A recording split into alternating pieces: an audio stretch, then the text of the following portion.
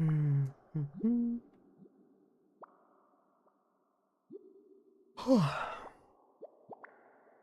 we go. Alright. Hi again. It's H-Key. And we are just doing some Splatoon 2 and Turf War, and honestly just kinda wanna start start talking about today's direct. There's a lot of information in there, and a lot of it that wasn't covered in the direct that was put up later on the Squid Research Lab, I think? So yeah, just a lot of stuff to cover. I'm really excited. Can't believe we're almost... No, it's now less than a month away. I'm really excited about that. I'm ready. I think gear should be ready, so just jump in.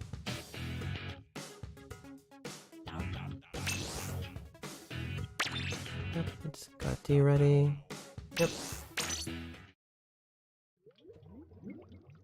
So yeah. Man. Oh my gosh, it's already been just a month away. I can't believe it. What was it? When it was announced until now? It seemed like forever until it would finally come out, but no, it just... Man, seriously, time flies by so fast, just in general. That's how they say, time waits for no one, but... it is what it is.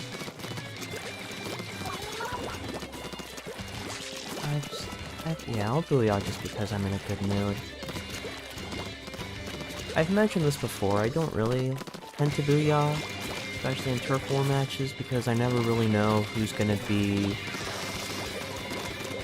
booyahing as the show of good sportsmanship, and who's doing it because they want to split party. Really, that's really about it. So.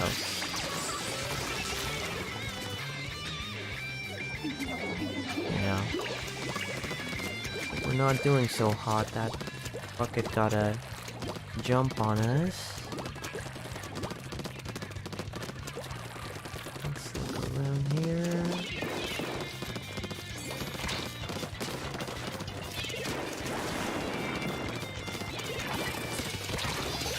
Yeah, I figured.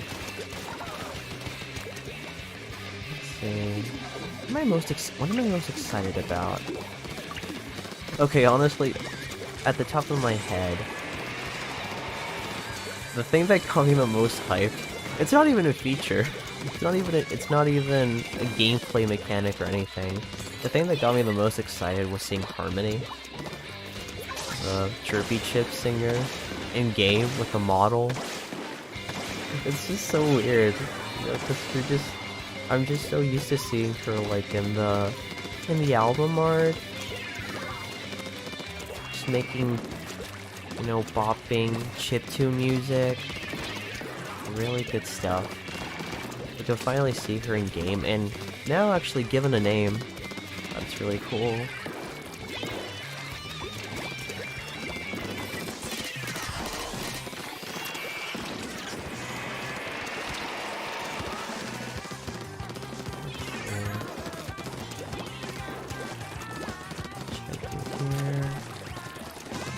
Missiles incoming.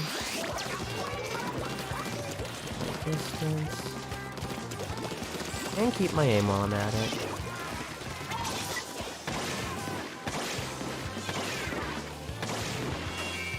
Squiffers on my left. Something for the suction bombs. I'm going to assume that's the slosher. The Squiffer can still outrange me by a little bit, so I gotta be careful.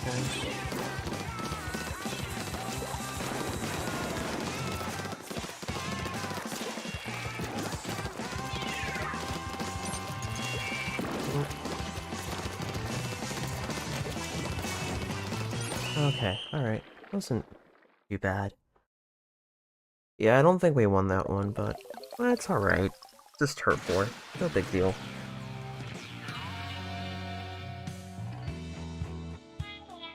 Yeah, just seeing Harmony in there was really cool. Cause, when the Chirpy Chips music first got added into Splatoon, you know, I just didn't know it was something that I wanted. You know, what's it called, Split and Splat, I think? I think that's what it was called. Yeah, that song was probably, like, my favorite song in Splatoon at the time. Well, no, I think it still is, but, you know, since it's not in the current, like, song rotations in the game, whatever, it's not really... You know, I don't really get to enjoy it as much, since obviously I can't hear it outside of, like, the mini games at the arcade, but, yeah.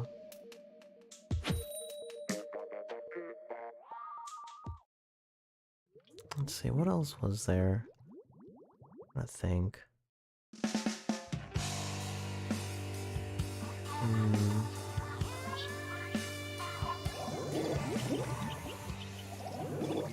Let's see what we got here.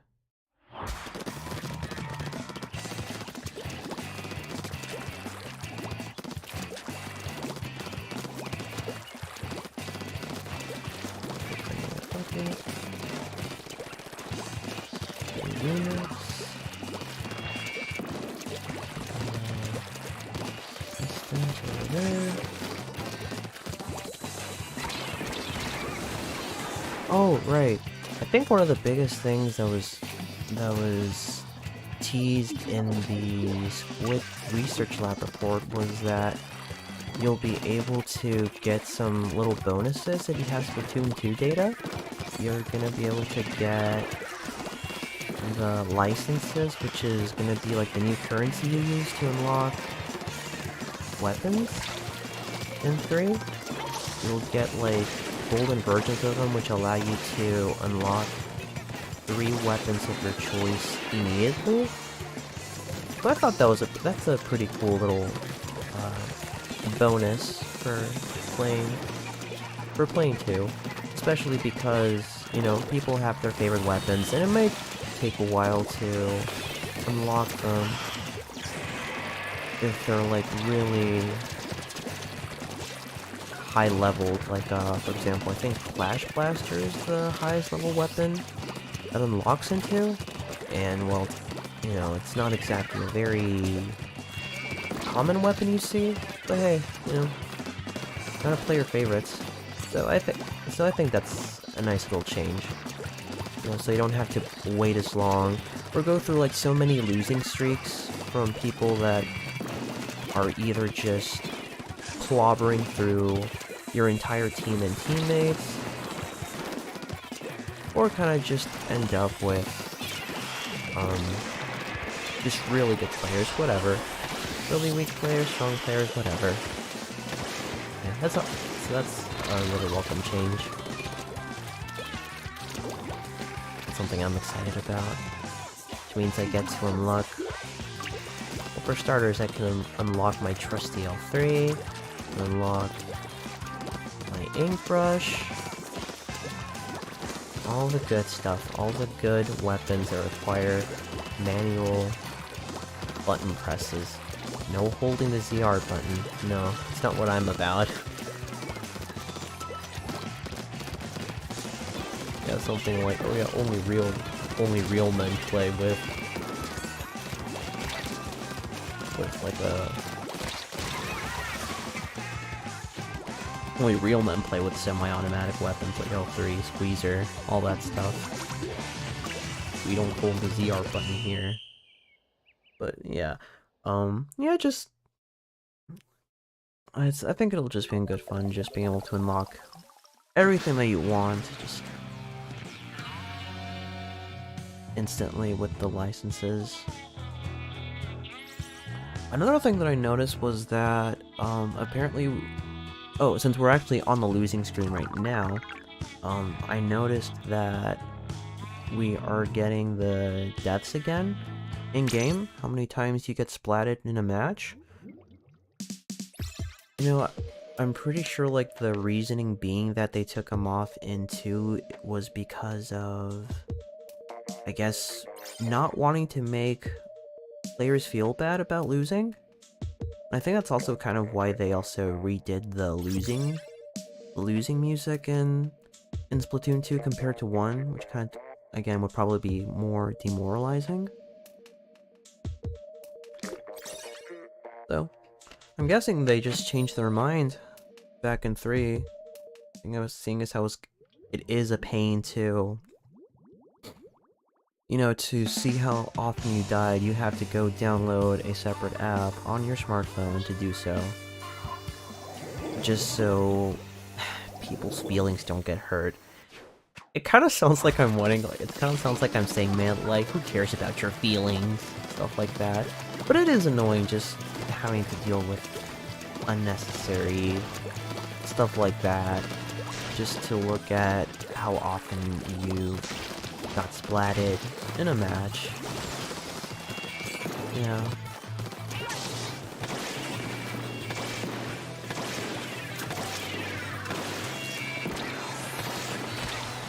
Another thing that seems pretty interesting is, like, the 3-way Splatfest that are going to be coming up with the new idol group.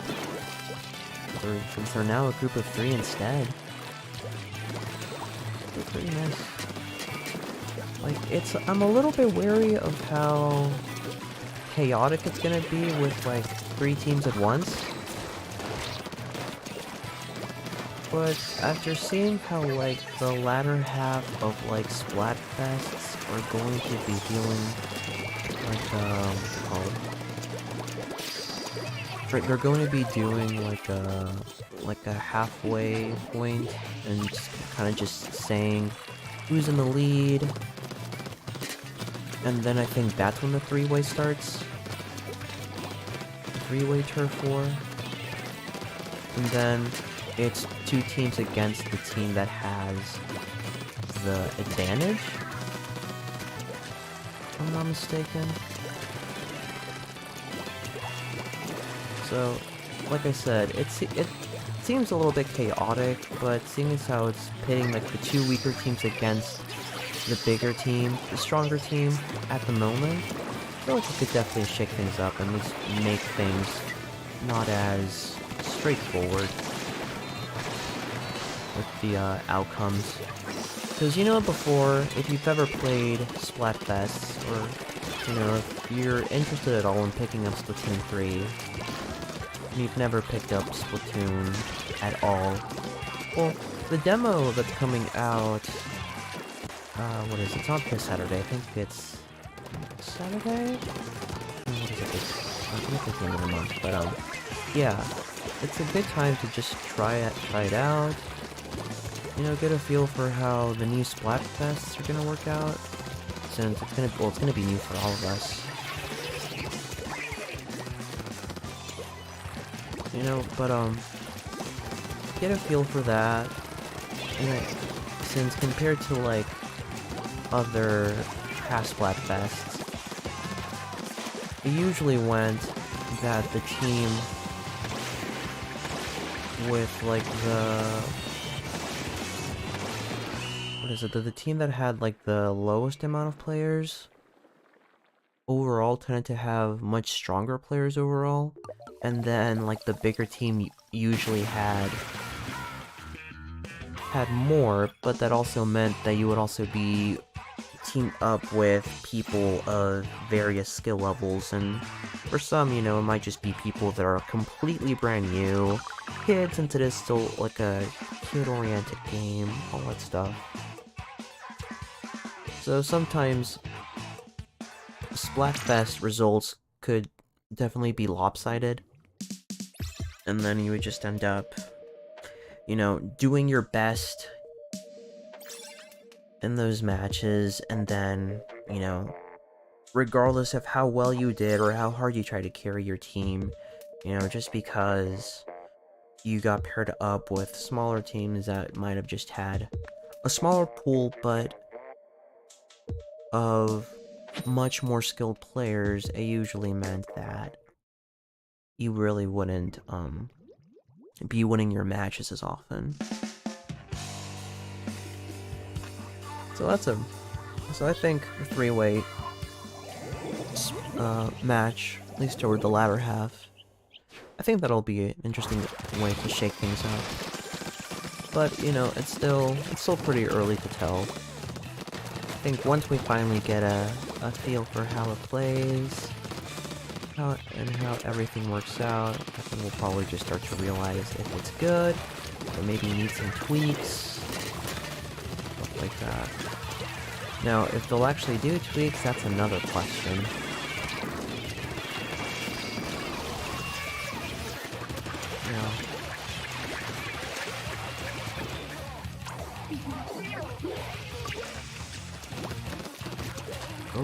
Oh dang, there's so many things down.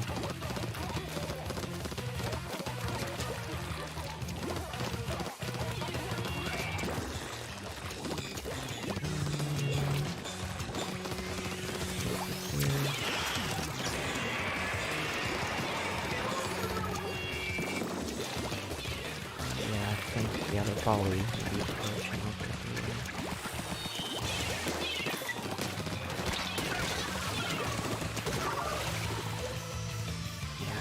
I really need to improve my aim. It's still lacking.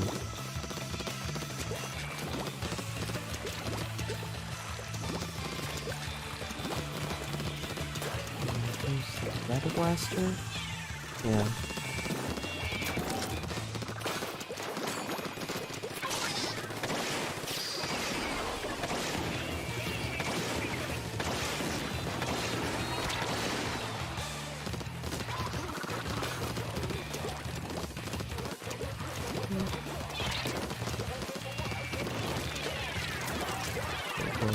Section bombs. Yeah, we're not doing so great at the moment. There's still a lot of pressure going on.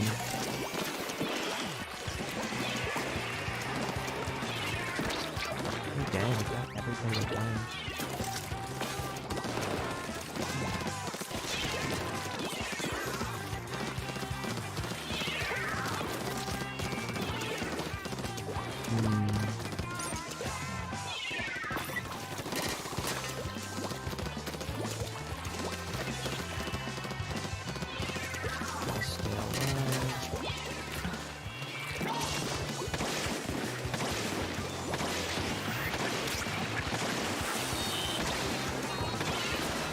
Nice. That was a good hit.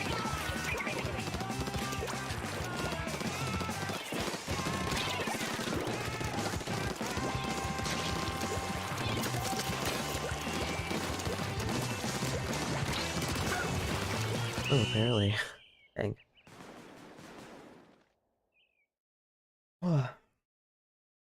Let's see. I don't know. I also don't know how to feel about the new idols. Well, at least the other two. Big Man is cute though. I just want to say like Big Man. I've already seen the jokes online about how one of them just has like a bigger forehead than Pearl. I'm just like, oh come on, Pearl wasn't that bad. I mean, she definitely grew on me, especially after beating the Octo expansion. That was a really fun one. That's another thing. For me, I've actually never been a fan of Splatoon single player. It's just seemed kind of boring to me. Just seems like a very big tutorial, which I mean, hey, it works, it's fine. But sometimes I just, trying to play through it, and I just had a hard time just really getting into it. I mean, I've beaten both of them. Excuse me.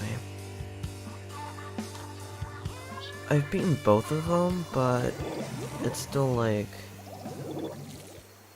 it just doesn't seem as interesting.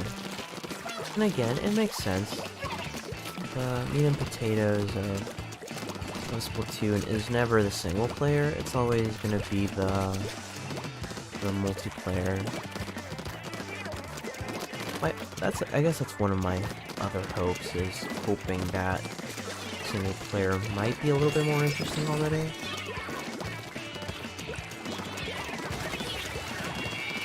I think I saw some of the trailers showed that we now have like other weapons being used outside of like the standard weapons. For example, like in Splatoon and 2, you know, you had like the hero shots, the brushes, chargers, stuff like that. But, you know, for the most part, they're just slightly modified versions of the base weapons that you would use in multiplayer. And that's one of the things that I really liked about the Octo expansion, was making it so there was more variety to the weapons you could use for like certain stages. So kind of like what I said, you know, there were like some stages that you could use the Squiffer on, Ink Brush, basically all the other weapons and weapon classes were available on certain levels, so it definitely added more variety to things.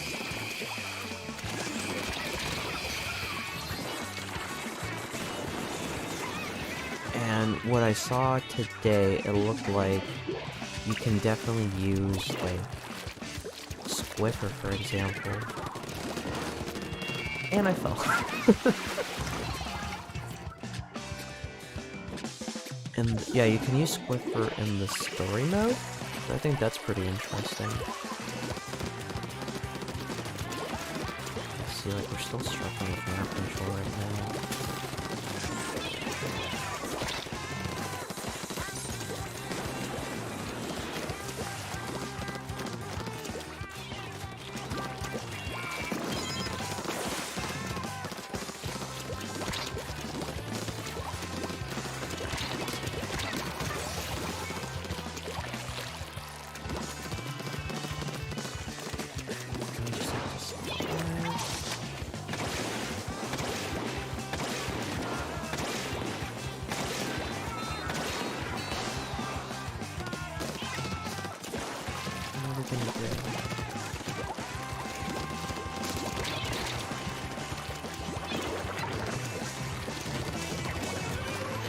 Yeah, I don't think we have that now.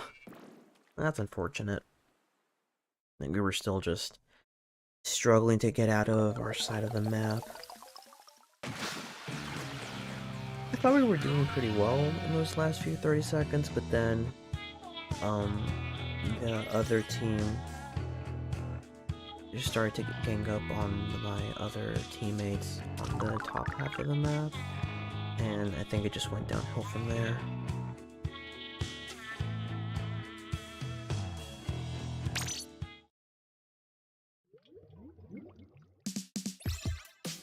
So yeah, hopefully, at least for going back to the story mode thing, hopefully we get to see more weapons being playable in story mode, kind of like with the Octo expansion, you know. So, like I said, just seeing Squiffer in there gave me hope. But yeah, what else was there? So far, no new game modes are being added, which, I mean, I'm pretty much okay with for now. There's not really much. I don't really think we need to be in such a hurry to get a new game mode at launch, but I would say maybe a few months down the line with like a big update or two. I think then would be a good time to introduce any new game modes. So then the question becomes, you know, how to balance that out with rotations. I mean, with 4, you know, you can just do like, hey, here's one, here's one, here's one, here's one. You know, and it kind of splits pretty evenly. We're assuming like 24 hours in a day. Though now, if you add another one, it might just kind of kill things out of balance. But I'm sure it will be done. I'm also, at the same time, you know, I feel like it's also still kind of a bummer that the game modes and stuff are still tied to rotations. Though, I don't think they've said how long the rotations are going to be in. So, if it's anything like 2, it'll probably just be like, probably 2 hours. I have to take a guess. It would be nicer if they're shorter, or better yet, like you could just kind of pick and choose which maps you want to play, but I still don't think they're gonna try to change that anytime soon, unless it's like private battles with friends or other stuff like that. Oh, speaking of rotations, it's looking promising that we won't have to listen to the news every single time we boot up the game. Since everybody now has a phone, that also means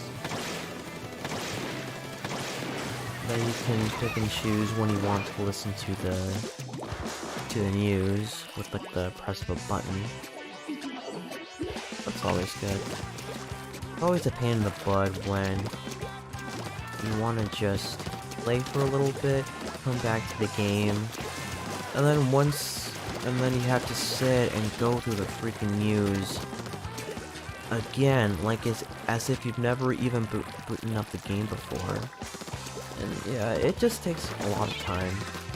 And I can see why to like more casual people it's annoying.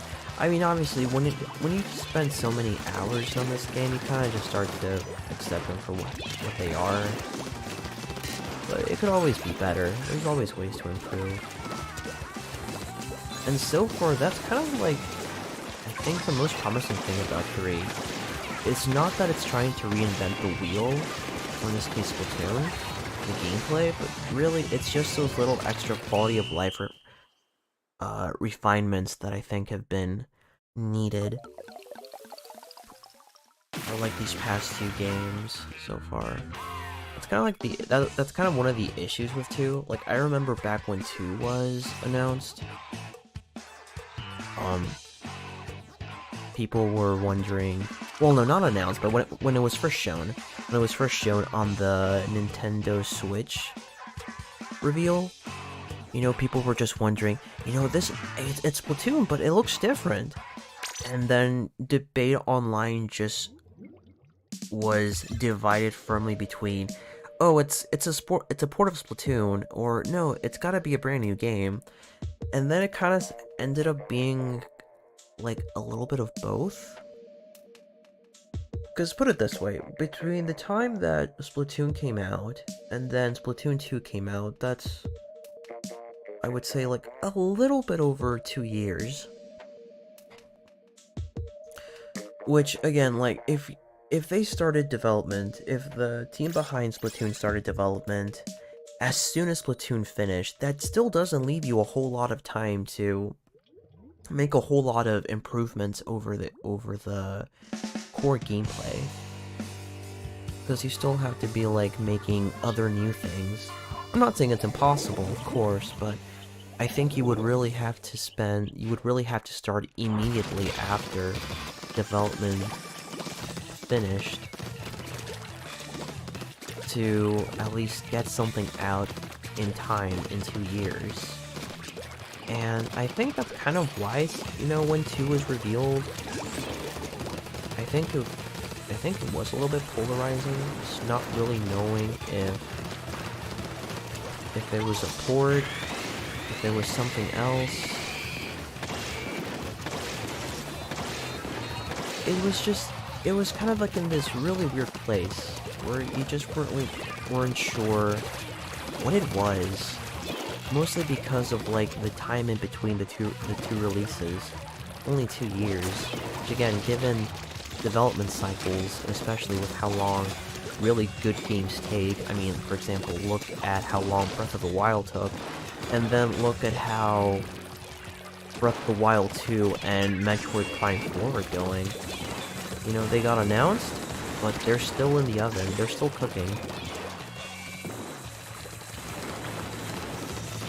So, I mean, that's just to give you an idea of how long it takes to make a decent game. One that will at least, you know, be received fairly well, do well, you know, with even the fan base, and still manage to sell well at the same time too, while also attracting brand new players new to the franchise, whatever game that might be. And that's kind of what I'm saying with this, is that 2 years really isn't a whole lot of time to really flesh out a new Splatoon game without at least compromising on... Nice shot! Cool. Without compromising on some things. I think that's kind of like why, you know, if you've never played Splatoon and you look at it compared to 2, you're kind of thinking like, well, this doesn't really seem like such a big deal, it just kind of seems like the same game. And I'm still kind of seeing those sentiments right now with 3. Whereas at least I'm kind of willing to give 3 the benefit of the doubt because it's had a longer time to actually, you know, cook in the oven. 5 years since 2. Jesus Christ, I can't believe it's been 5 years already. Have I seriously been playing this game for the last 5 years? Insane. Seriously, I'm not joking when I say time flies. It doesn't matter what it is. It doesn't have to apply to gaming. It's just life in general. Just everything just going by so quickly. And I think that's kind of like why there's just so many things I want to get done, because time does go by so fast. Like, you know, I blink, and, you know, one day I'm just sitting at, you know, at school, just hoping when I'll graduate out of high school, and then another day I'm like, oh crap, now I'm in college, and then, you know, and then I'm just out, and seriously, 5 years already. It doesn't feel like it. But, yeah, that's kind of what I'm willing to give it, like, the benefit of the doubt. Splatoon 3, you know, on how it looks. I haven't really paid much attention to visuals, since for the most part it's still a pretty fast-paced game. And I think for the most part, like, the visuals and stuff, I think kind of goes more toward, like, single-player, where I think the graphics have to be toned down a little bit for, like, multiplayer, since I think it's still kind of bottlenecked by however much the Switch can do, at least until we get, like, either a new console, or, like, the Switch Pro, you know, the new Nintendo Switch, whatever you want to call it. But I think that's kind of why I'm being a little bit lenient with 3 and what it's got going for it so far. Honestly, so far, at least just coming from 2 to 3, changes seem pretty promising. You know, just little quality of life changes, and at least now, I think it'll look... I'm just going to assume here, of course, but, you know, since I don't really do, like, graphical comparisons, you know? I know for some people it's, like, really important, but for me, at the end of the day, it's really just about gameplay. I'll appreciate, you know, pretty graphics and hyper-realistic, you know, faces, models, blood, whatever, what have you. But, like I said, at the end of the day, if you're not having fun playing the game, then it doesn't really matter how pretty a game is, if you're not having fun with it.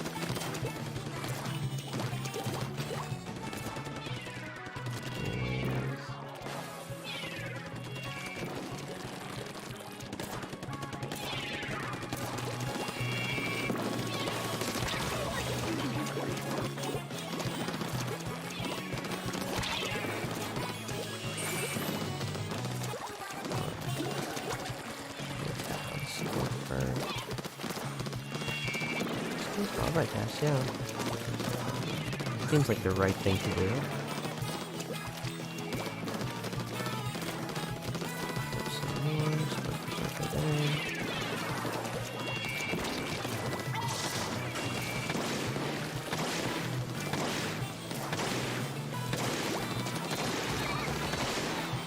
cool. Not cool, we're still at a disadvantage though.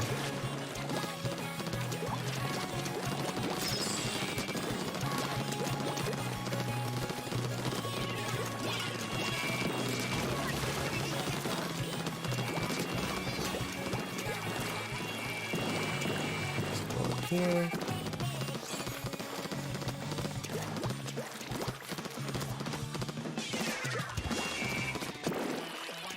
What was I saying? Right, about graphics and stuff. I'm still kind of hopeful about that.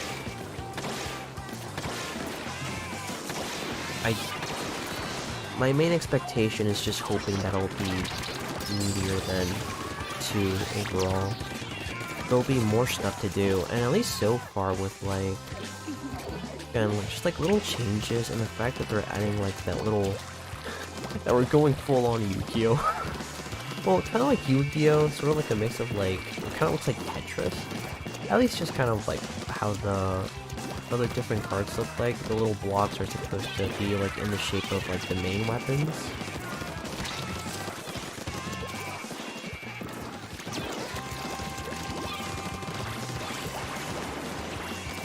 Oh. There we go.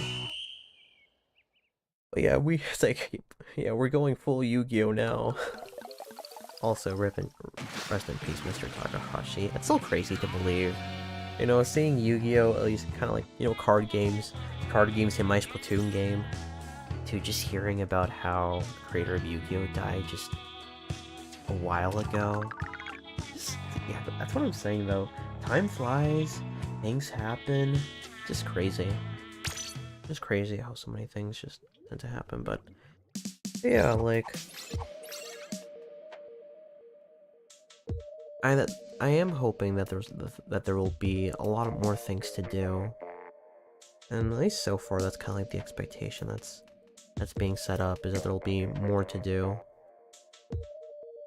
Like I said, if you're kind of like an outsider looking in, I mean, it's still the same game, but I mean, really, how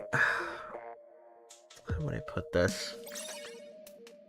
It's really hard to make a game that is willing to innovate and make bold decisions with its game design,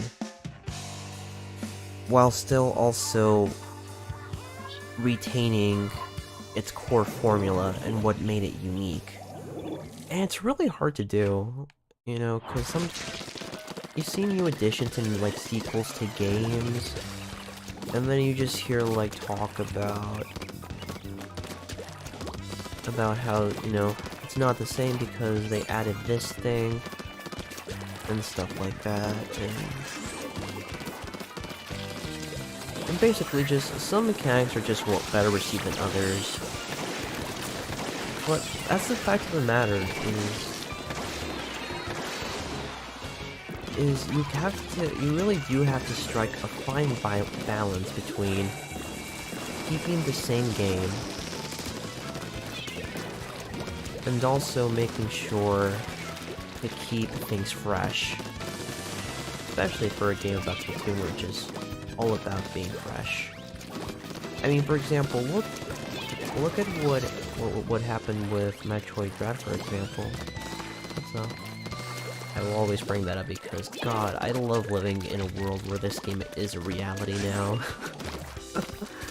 Oh, it's so good. But prior to, let me guess, the player that died over there was the Sploosh. That's why our side of the map is so green. Yeah. These are down. These over there. And I think we got them. Nice. That was a full team wipe. Well done. But look at kind of what what led to Metroid Dread, for example. We first started with the remake of Metroid 2, and that added the melee counter, and while it was a really fine addition, especially since, you know, Samus is like a really strong character in universe, you just never really kind of tend to see the melee aspect, or at least what she can do physically. You know, even in a game like Smash Brothers. So to kind of finally have a game where she can, you know, use melee attacks in Samus Returns was already a welcome addition to the formula.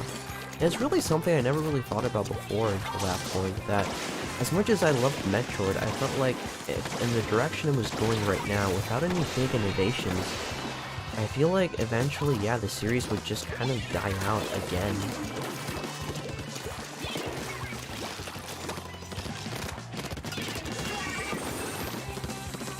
Just because there wouldn't really be any new additions to the formula.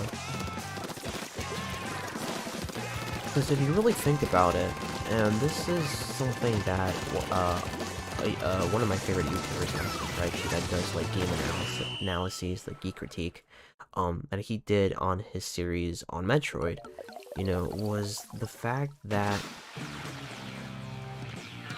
the main formula of the series, Metroid in this case, hasn't really evolved since you could really argue the GBA games, so Fusion or Zero Mission. But really, I think it'd be more realistic to say that it hasn't really improved or evolved since something like Super Metroid. While Fusion and Zero Mission streamlined the experience and made it more accessible and more kind of just easier to play. That's always been one of my gripes with Super Metroid, for example, is I'm just not a fan of the control scheme, and just being annoyed with having to mash the the select button to go through all of your other optional power-ups to use them, like missiles. To use missiles in Super Metroid, you have to press the missile, you have to press the select button. You just do that, it's fine, but then you get super missiles, so then if you want to use super missiles, first you have to cycle through the missiles, and then get to the next icon, which is super missiles. And then you get another upgrade called the power bombs, which come after the super missiles, so now you have to cycle through 2 additional power-ups. And there's 2 more power-ups after that. And basically, it just gets tedious really quickly, and that's one of the things that the Game Boy Advance games of Metroid did well, was streamlining the controls so that you can easily access the different variants of super missiles. Well, I mean, at least in the case of Zero Mission, they stack in Metroid Fusion, but you know, with Zero Mission, you can choose the kinds of weapons that you want with the select button. In this case, super missiles. To, you know, just to make the experience just easier, instead of mashing through like 4 or 5 different weapons just to get what you need. But that's kind of that's the point that he made in his series, was that really, if you thought about it, all the little improvements that came out of the Game Boy Advance games are just really kind of quality of life changes. They didn't really do much for the series going on. And so it kind of found itself in this weird predicament where obviously there was fan demand to do more with the series, but really kind of like the impression I'm getting from the developer point of view is that if there's really nothing new to add, a new gimmick to the series, and not the kind of gimmick that's a one and done deal with like something like Pokemon, for example. Like, for example, like if you saw the Pokemon Direct, was it last week? If you saw that, you know, it's like, oh great, what's this year's new gimmick? And it's just, you know, it's the equivalent of, you know, more big flashiness. It doesn't really do much of anything. Whereas before, you know, starting in Generation 6, you got you got something bigger with like Mega Evolutions, you know, to like specific group of Pokemon that were able to Mega Evolve and give them a difference, give them more stats, give them new abilities, and then kind of just breathe a little bit of fresh air into some Pokemon. Keep in mind, it was still mostly just, you know, popular. It was still like just popularity based. For example, 2 Charizards, 2 Mewtwo's, 2 Mewtwo forms, I should say. Yeah, 2 Charizard and 2 Mewtwo forms, and then the starters, and then just whatever kind of else was remaining afterward, like that. But basically, like, it was a pretty popular gimmick, mechanic, whatever you want to call it, and it stayed for 2 generations, and they could have just, you know, just kept on refining the Mega Evolutions, added new ones to more existing Pokemon. But they didn't. They said, screw Mega Evolutions, let's go make the Pokemon bigger. And then last week it's, hey, let's make the Pokemon shiny. And not shiny as in shiny Pokemon, but like gemstones. And you already know going into it that it's gonna be this year's gimmick. It's gonna be this year's gimmick until a new generation starts, or another remake comes out that might incorporate it. But that's what I mean, is it's not like Pokemon, where it's just kind of like a year or 2 at best. Again, Mega Evolutions being like the most generous, giving it for 2 generations, but it's not like that in the case of like a game like Metroid, for example. Like, really, it would need more. It would need more gimmicks, but really gimmicks that would improve or innovate the current gameplay, and that's something that the melee counter did, even if it was still in its rough stages. One of my least favorite things about the melee counter was just kind of how you had to stop and fight the overly aggressive enemies, so it kind of just turned into like this stop and shoot playstyle where you just had to wait for the enemies to attack you so you could counter, because it just wasn't worthwhile to keep on exploring, because sometimes some of the hallways and maps in Samus Returns were just so claustrophobic. And you just ended up having to play the game in the way that the developers wanted, which is kind of against what Metroid is known for. It's a game where you kind of, for the most part, you have a certain path that, you know, that is like the most obvious. It's like it's the path the developer wants you to take. But once you really master the controls of everything you can do, you know, the world really opens up to you, and you can get things out of order, you can beat bosses in reverse order, and that's kind of one of the things that makes Metroid so replayable, is just that you can always find new things to do, beat things like with like new techniques,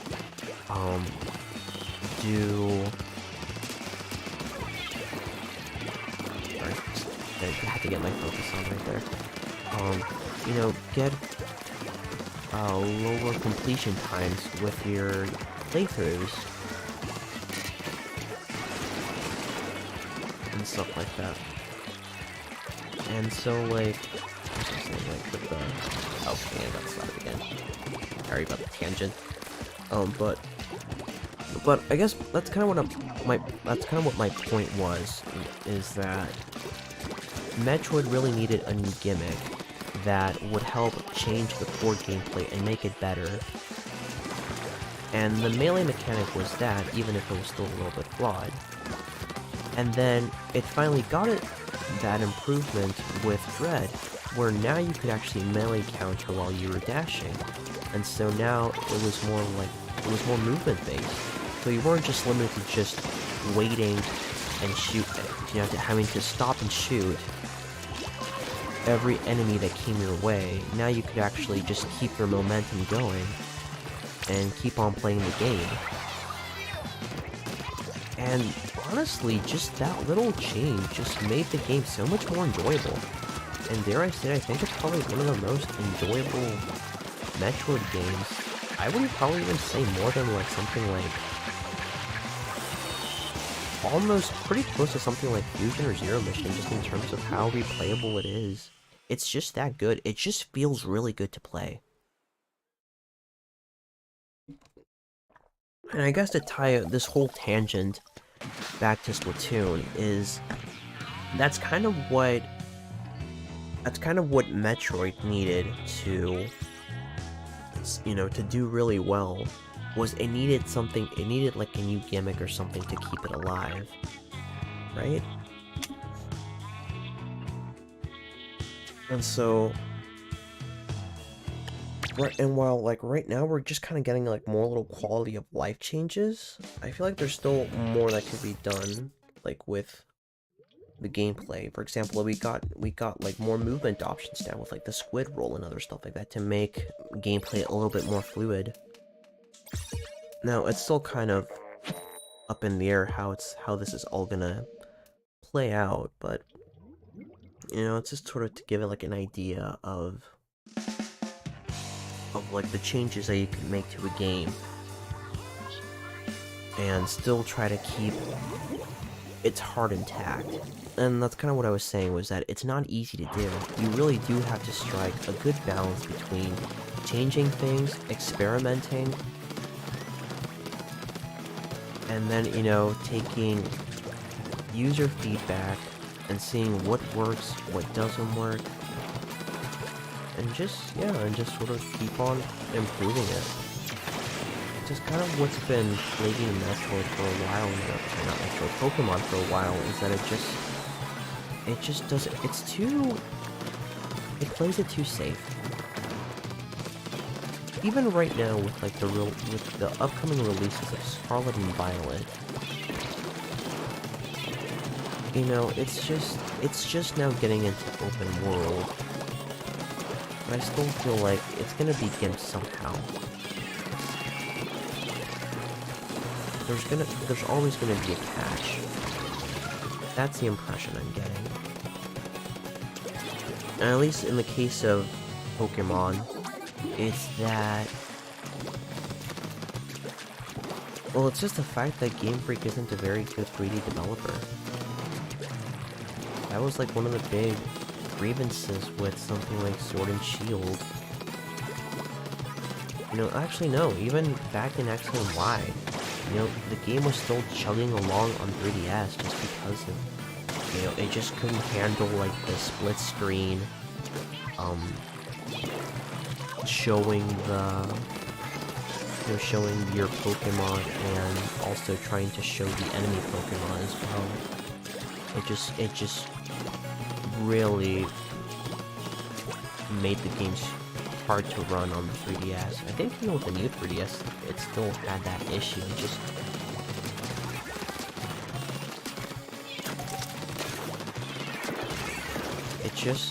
It just wasn't very optimized well.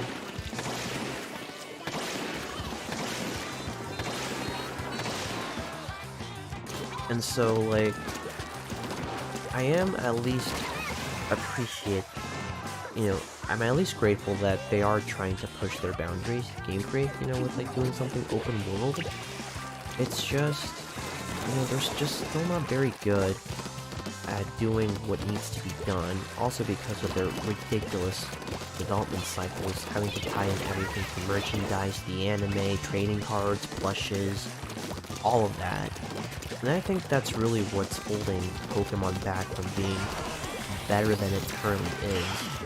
And it's also frustrating to see that it's like the highest grossing franchise in the world, and despite all of that, it still can make really good games in recent years since the change to 3D. And yeah, like that's kind of what I'm saying though, is like the changes, stuff like that, it's hard to do. it's really hard to do, trying to change your formula, but also trying to keep your game's heart intact. It's not easy. Yeah.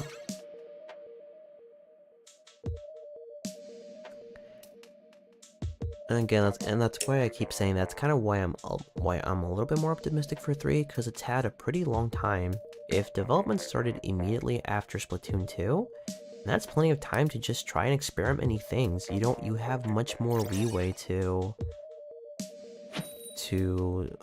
go about trying new things, trying new mechanics, you know, weapon balance. Oh gosh, I hope. I know they already announced that main power-up isn't coming back, but main power-up didn't come back in Splatoon 2 either. It wasn't until a later update where they brought it back. So it's like, you know, when they announced that, they firmly said main power-up isn't coming back. I just thought of like the Simpsons meme with like Homer and Bart. It's like main power-up is gone. It's like main power-up. It's like main power-up is gone. Like Bart. There's still a chance that they'll just do it again. That's the impression I'm getting. I really want to be wrong. As much as I love L3, I do think just overall, just main power-up was just never a good choice for just the gameplay of this. So I am cautiously optimistic that it will stay this way. That there won't be main power-up for any big patch. That is my hope. Interesting.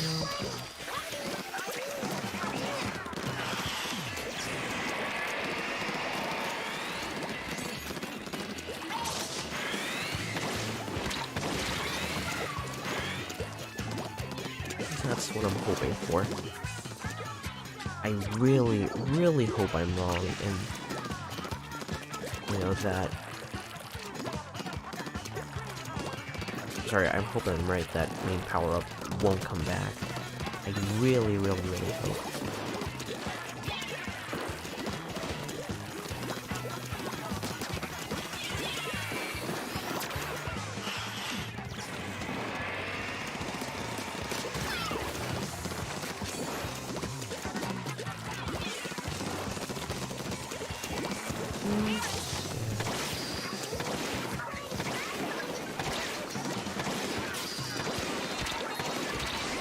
Evasion.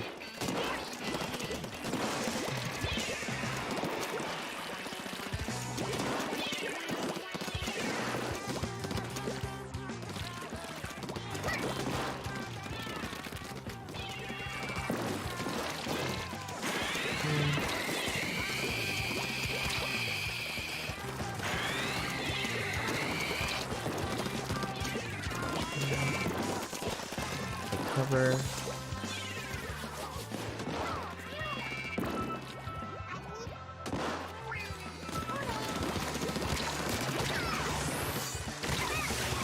Really? Okay. That's fine. That's perfectly fine.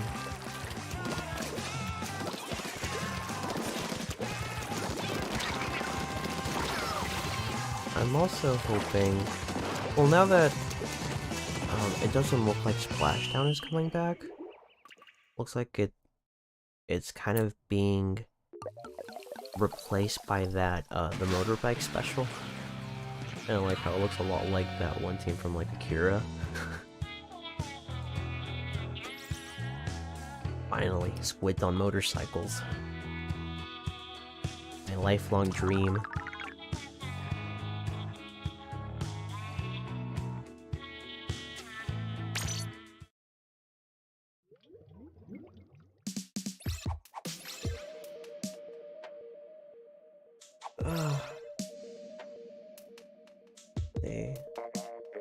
Oh, I think rotation's about to change and like a few more. Alright.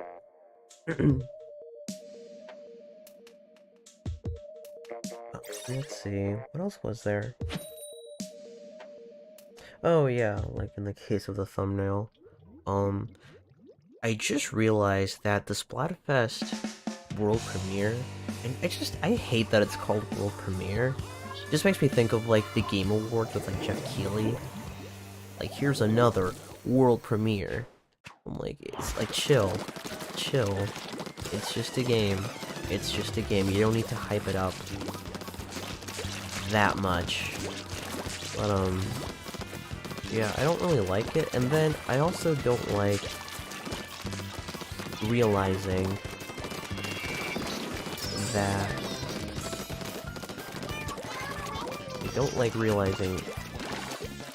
that this Splatfest is only gonna last, like, 12 hours, I think? Going by, like, the time they were posted. It's from, like, 9 Pacific to, like, 9 at night. Which is, like, way shorter than even just regular Splatfest.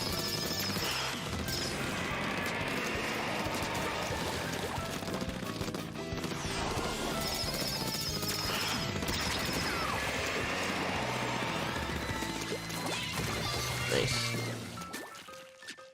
So that really doesn't leave a whole lot of time. You know, if it was at the very least, like, the whole weekend, I'd be like, alright, cool, no big deal. Because we've had 72-hour Splatfest before. But for some reason, it's just 12 hours this time around. For Splatfest. I'm not really sure if, like, if the one for Splatoon 2 was the exact same length. I'm honestly not sure. But it just doesn't really seem like enough time until Saturday in 12 hours. And I mean, it's not to say that it's still not good time. You know, but like I said, like, not everybody is gonna be ready to sit down and play on a Saturday. You know, there's other things to do, there's other priorities, other things to do in life, and just sit down and play Splatoon for like 12 hours on a Saturday.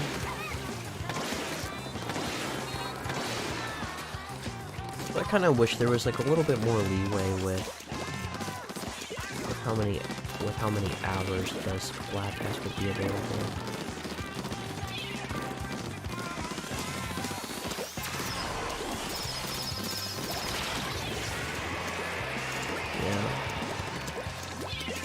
I wish, but I guess we'll just have to play as much as you can if you're not gonna wake up early. Kinda sucks for me since I'm not much of a morning person. Today was an exception though, because there was this Splatoon direct, because of course there was.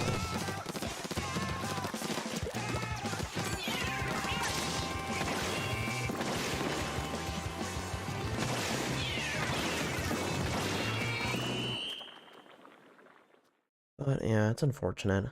I should also see if any of my friends want to play. Oh dang, that was just overwhelming. Did we have somebody disconnect?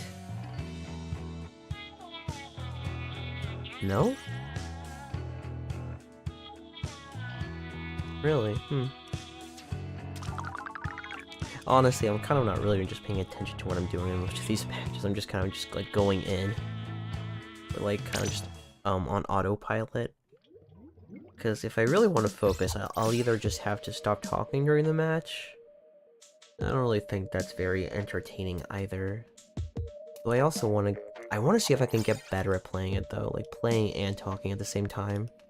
That's kind of one thing I was struggling with like the rank stream the other day. Well, for starters, I was just really nervous. It's one thing to play ranked by myself, you know, where I really only criticize myself with how badly I'm doing.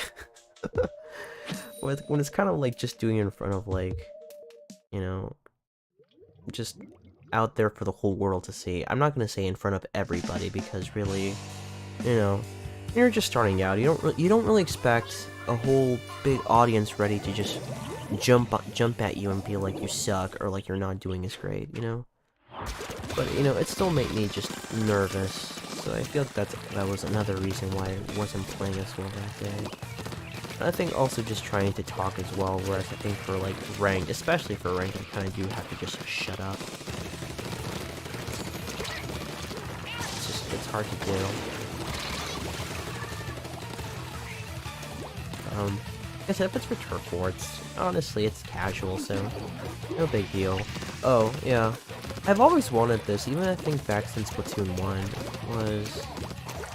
I would love to be able to play the competitive modes uncompetitively. I would love to be able to play just like a casual mode of like Rainmaker, Tower Control, Clam Blitz. That would be really fun.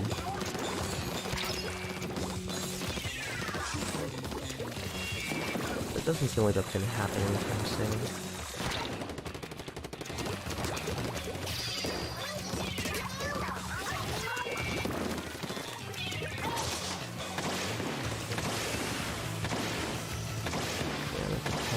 Tap over there.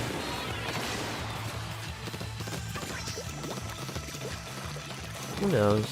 It's still early, but I probably shouldn't hold my breath for that one.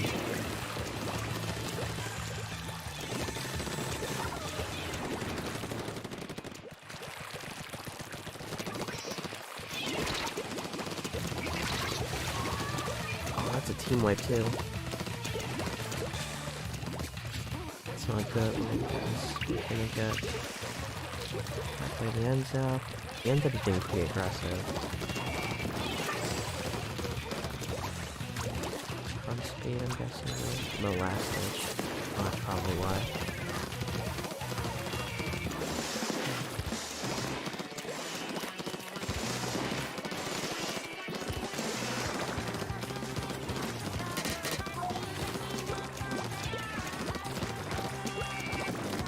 Like, I feel like that's where we're struggling right now. It's just struggling with, like...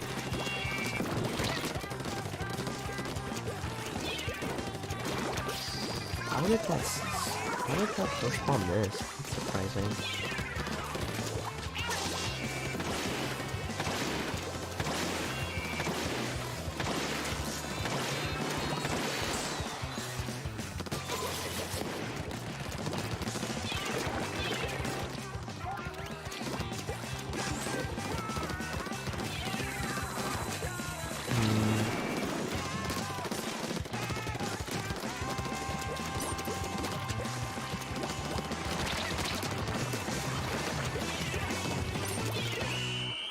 Yeah. I mean, I can switch weapons, but honestly, I feel like I just need to struggle and just practice more with my aim. That's kind of where I... Oh. Okay, sure. I guess we'll take it. It's fine. I need to stay alive. Yeah, that last minute is always important. That's really something I should take from playing Turf War and going into this upcoming Splatfest, just staying alive at the last minute, since it almost always is gonna guarantee you're either gonna win the match. Because you can do whatever, you can just goof around for like the first few minutes, but then it's like the last minutes when it counts is when you really need to save your specials and stay alive as much as possible. Group up, all that stuff. Obviously easier said than done, but you know.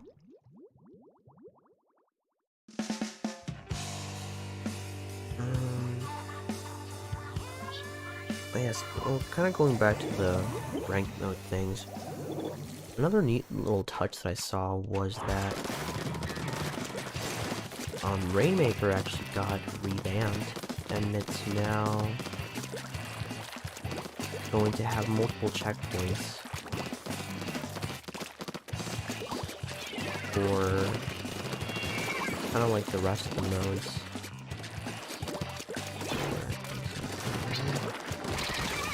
Yeah.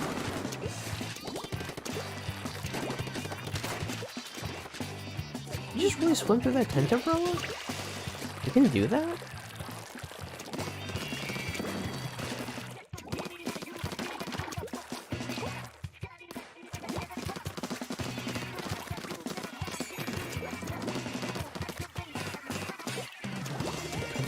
Is right now over there.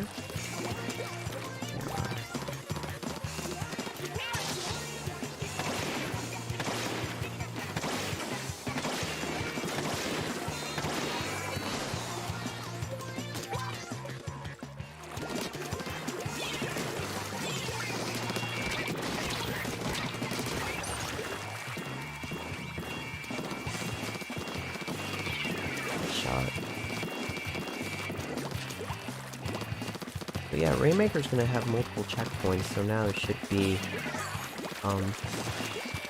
much harder to get like knockouts compared to now, where it's a little bit harder to do.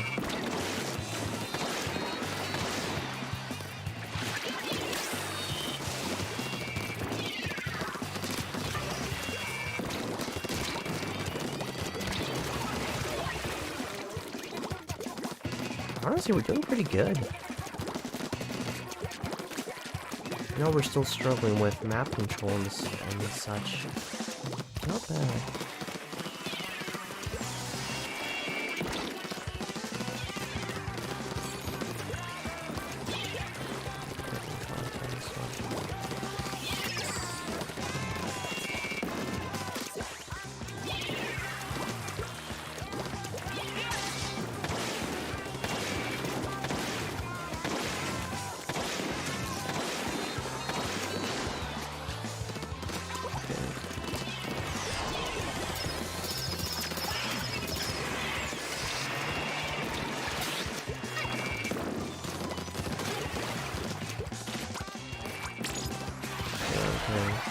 Back over here. That's not a big deal. I feel like we are definitely just struggling with map control. Yeah. Some good shots right there with the aim and all, but it could be better.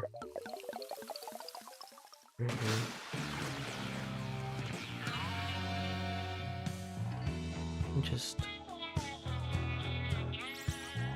but still, it's good practice. See, like that, and that's a good example of why, you really don't need to be the greatest to even win at Turf War. You have like those other two players on the team didn't splat anybody and they still won. There's your evidence. Would it be better if they did? Sure, but it's still possible. It's always possible. Yeah. I think this might be the last one I do. Like rotation's about to change, so yeah.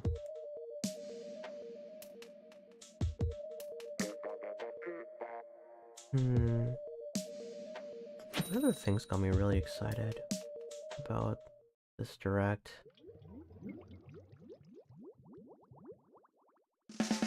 Honestly, it's kind of hard to pinpoint. I think I might just have to go and rewatch the direct because it was still jam-packed with a lot of info. And again, like I said at the beginning, there's still a whole lot more info that just wasn't in the direct. You had to go look online at the Squid Research Lab posts to get all the information. Oh, there was like one thing that I noticed on the Squid Research Lab post was that the meal and drink tickets are coming back, and apparently you can use multiple. You can actually use a ticket that actually gives that increases the reward, so like money and like the EXP for like your whole team. I was like, dang, that's gonna be really useful for, you know, for kind of like if you want to help like your friends like level up or catch up so they can play together. Like if you want to do something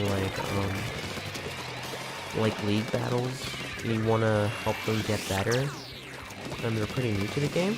It's a pretty good start. That's all. You see what I mean? It's like little changes like that.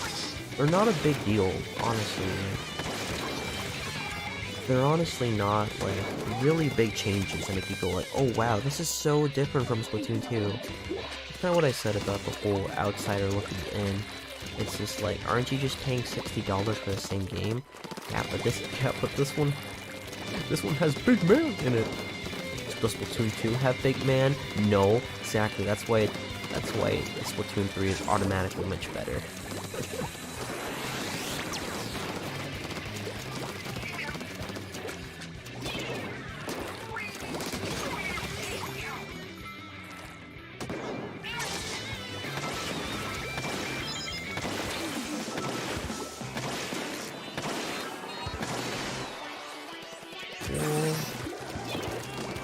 stop.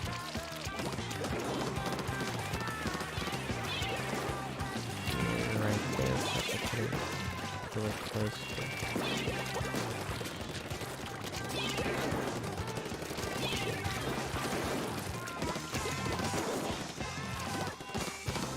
Yeah, I love being able to just reposition the chargers like that.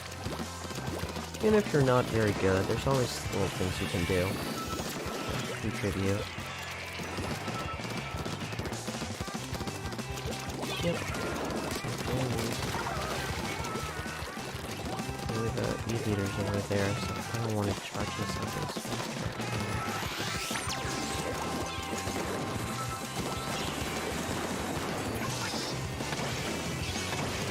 Got this? I think we got that.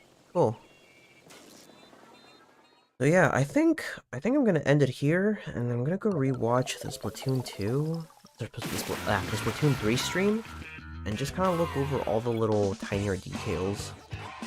We already knew a lot of other things kind of going into this one. Like for example, we already knew about like being able to throw like the golden eggs in Salmon Run. We got introduced to like some like the king salmonids as well, which look really cool. You know, like the getting like an emergency at the end of a shift, stuff like that. Yeah, I think I'm just let's just end it here, and I'm gonna go look at it again. So yeah, this was just a little short Splatoon stream.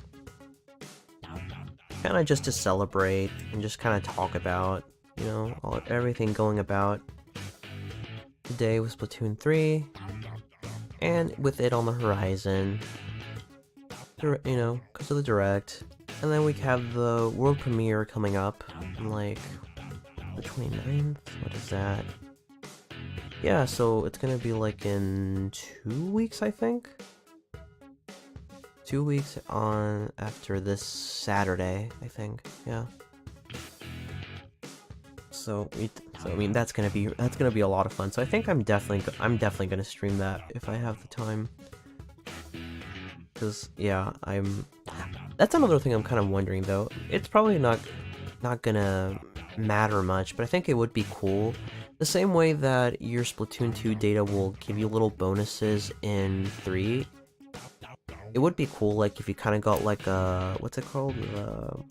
The tags? Like, the titles and stuff like that? I think it's mostly, like, the tags that I'm thinking of. It'd be really cool, you know, if you got, like, if you got one for participating in the world premiere. God, I so freaking hate saying that. For Splatoon 3. You know, so it could, like, carry over. I think that'd be really a neat little bonus just to say like, hey, you know, we see you played. Here's a little extra something from us. And like I said, it's just like it would just be like a little title, so it's not gonna break the game or anything. But you know, just something that I thought would be really cool to see. All right, well, I'm just gonna end it here. So, you know, if anybody ever stumbles upon this, yeah. You know, just feel free to say anything, you know, if you want to comment. Oh gosh, I feel like such a tool just saying, hey guys, if you made it to the end of the video, make sure to like, comment, and subscribe. It really helps out.